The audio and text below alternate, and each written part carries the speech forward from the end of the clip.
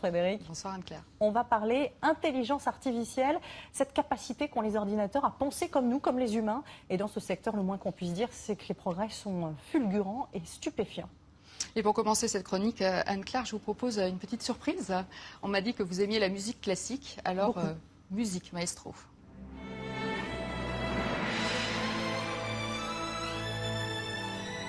Ça vous plaît ? Ça me plaît beaucoup, c'est cette petite pluie de notes. La musique, elle, c'est une symphonie qui a été créée par un ordinateur. Il s'appelle AIVA, c'est un ordinateur français, s'il vous plaît.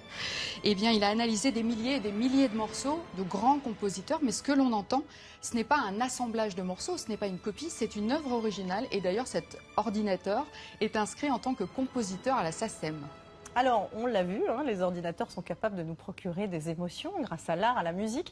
Est-ce qu'ils sont capables de ressentir nos émotions? Est-ce qu'on peut l'exprimer comme ça? Alors, ressentir nos émotions, peut-être pas encore en tout cas. En tout cas, les reconnaître, ça oui. Et pour comprendre comment, on va faire une petite démonstration en direct. C'est parti, le scanner est là. Je vais mimer deux émotions, la joie et puis la surprise. Vous le voyez, je suis scannée, n'est-ce pas, hein, Acteur Studio. Ma voix également est scannée. Eh bien, des ordinateurs ont fait ça avec des milliers de visages pour apprendre les émotions. L'avenir de ça, c'est quoi? Ce sont les robots compagnons. Ils existent déjà, on en a déjà parlé dans ce journal.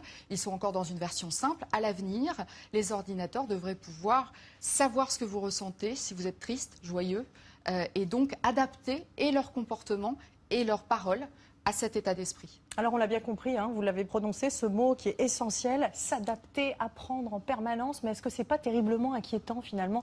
Est-ce que l'homme pourrait un jour perdre le contrôle sur ses créatures? En tout cas, récemment, un événement troublant s'est produit aux États-Unis. Des chercheurs ont programmé deux ordinateurs que nous avons installés ici, Alice et Bob, c'est comme ça qu'ils les ont appelés. Alice et Bob ont été programmés pour fabriquer un programme de langage, pour discuter entre eux. Alors, ils ont bien fait cela, sauf que ce qui s'est passé, c'est que les choses ont échappé aux chercheurs et qu'à la fin, ils n'ont pas su décrypter, ils ne savent pas ce que Alice et Bob se sont dit, ce qui est quand même un peu inquiétant. En tout cas, du coup, la question est pertinente. Est-ce que ces intelligences artificielles peuvent à terme devenir incontrôlables, voire dangereuses pour l'homme? En tout cas, Google travaille sur une sorte de bouton rouge, un bouton d'arrêt d'urgence, et pour stopper un ordinateur qui deviendrait fou. Et si cet humanoïde que nous voyons là devait prendre le contrôle du journal, ce que nous ne souhaitons pas, eh bien, regardez.